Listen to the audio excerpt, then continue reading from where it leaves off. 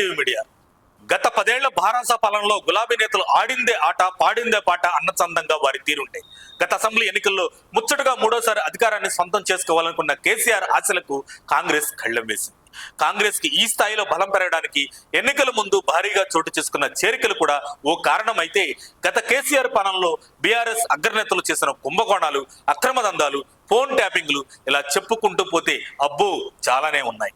ఇప్పటికే కూతురు కవిత లిక్కర్ కేసులో జైలుకెళ్లి ఆమె రాజకీయ భవిష్యత్తు ప్రశ్నార్థకంగా మారింది. ఇక కొడుకు కేటీఆర్ ఫార్ములా రేస్ కేసులో ఇరుక్కున్నాడు. ఇక అల్లుడు హరీష్ రావు సహా మాజీ మంత్రులపై కూడా త్వరలో రేవంత్ ప్రభుత్వం స్పెషల్ ఫోకస్ చేయనున్నట్లు గాంధీ భవన్ వర్గాల్లో వినిపిస్తూ ఉంది.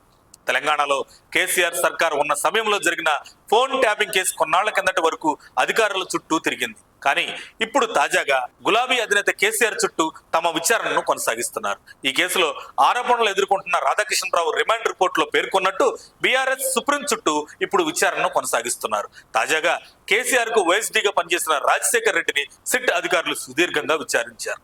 దాదాపు 2 గంటల పాటు ఆయన్ను జూబ్లీహిల్స్ పిఎస్ లో విచారించిన అధికారులు అప్పట్లో ఏం జరిగింది అనే విషయాన్ని కూపీలాగినట్లు తెలుస్తుంది. ఇది అత్యంత కీలకమని సిట్ అధికారులు చెబుతున్నారు. వాస్తవానికి ఇప్పటి వరకు కేసీఆర్ కేంద్రంగా విచారణను ముందుకు సాగకపోయినా ఇప్పుడు ఆయన పాత్రను నిగ్గుతేల్చే పనిలో అధికారులు ఉన్నారు.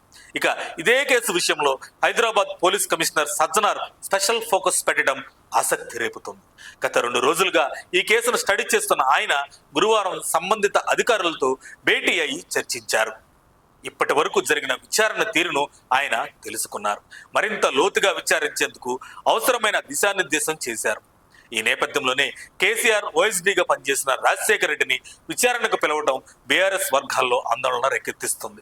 ఇక రాజశేఖర్ రెడ్డి విచారణలో ఆయన చెప్పే దాన్ని బట్టి ఈ కేసులో కేసీఆర్ ను సైతం విచారించేందుకు ప్రభుత్వాన్ని అధికారులు అనుమతి కోరుతూ నివేదిక పంపించే అవకాశం ఉందని విశ్లేషకుల మాట.